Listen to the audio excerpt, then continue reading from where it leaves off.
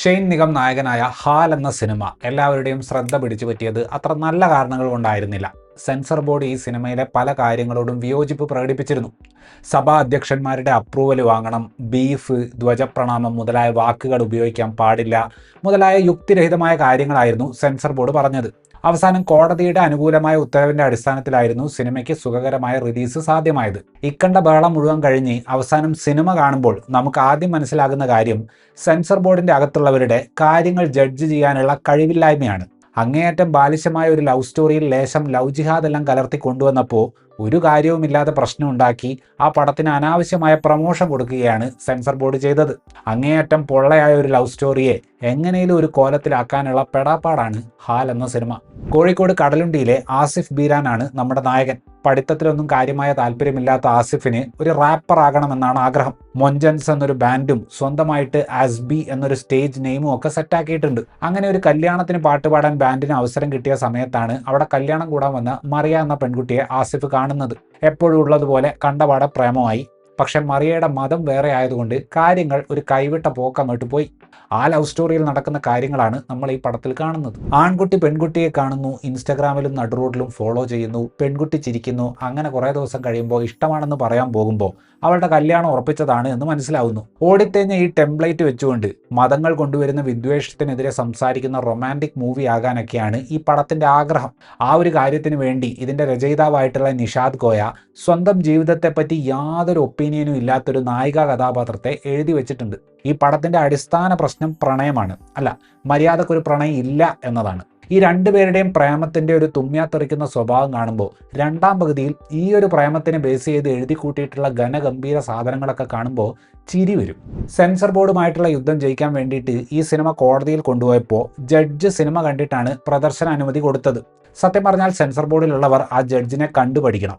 ഈ സിനിമയുടെ രണ്ടാം പകുതിയിൽ കാര്യങ്ങൾ നടക്കുന്നത് കോടതിയിലാണ്.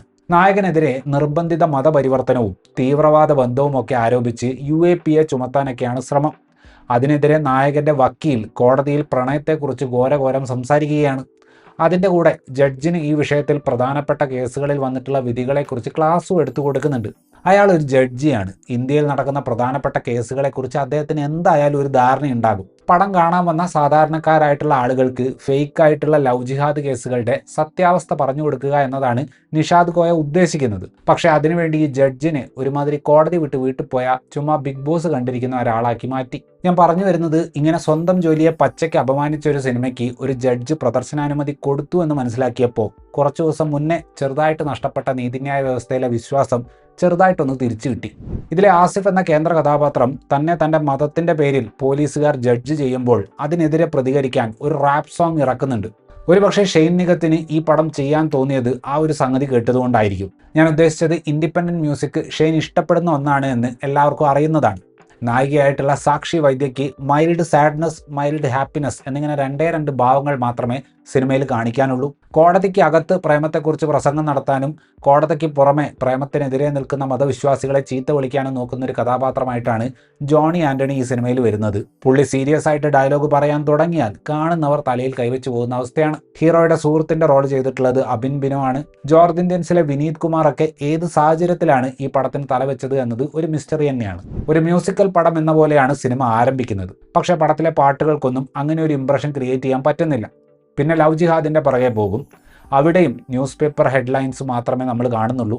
ആദ്യത്തെ 2 ശ്രമവും പാളിയതുകൊണ്ട് പിന്നെ മൊത്തത്തിലൊന്ന് രക്ഷിച്ചെടുക്കാൻ ഹിന്ദുക്കളിലെയും മുസ്ലിങ്ങളിലെയും തീവ്ര മത അനുഭാവികളെ പരിഹസിക്കുന്ന ഒരു സട്ടയർ ആകാൻ പടം ശ്രമിക്കുന്നുണ്ട്. കേരളത്തെക്കുറിച്ച് തെറ്റായ ഒരു ഇമേജ് സൃഷ്ടിക്കാൻ നോക്കിയ കേരള സ്റ്റോറിക്ക് ഒരു മറുപടി കൊടുക്കുക എന്നൊരു ഹിഡൻ ഉദ്ദേശം വീര സംവിധാനം ചെയ്തിട്ടുള്ള ഹാൽ എന്ന ഈ സിനിമയ്ക്കുണ്ട്. നിർഭാഗ്യവശാൽ രാഷ്ട്രീയം കൊണ്ട് ഓപ്പോസിറ്റ് സൈഡിലാണെങ്കിലും ശാലിനി ഉണ്ണികൃഷ്ണന്റെ സിനിമയുടെ അതേ സിനിമാറ്റിക് നിലവാരമാണ് ഈ പടത്തിനും ഉള്ളത്. ഇത്രയുമായിരുന്നു ഈ സിനിമയെക്കുറിച്ചിട്ടുള്ള എൻ്റെ റിവ്യൂ വീഡിയോ. ഇഷ്ടപ്പെട്ടാൽ ലൈക്ക് ചെയ്യുമെന്നും കൂടുതൽ വീഡിയോകൾക്ക് വേണ്ടി ചാനൽ സബ്സ്ക്രൈബ് ചെയ്യുമെന്നും പ്രതീക്ഷിക്കുന്നു. താങ്ക്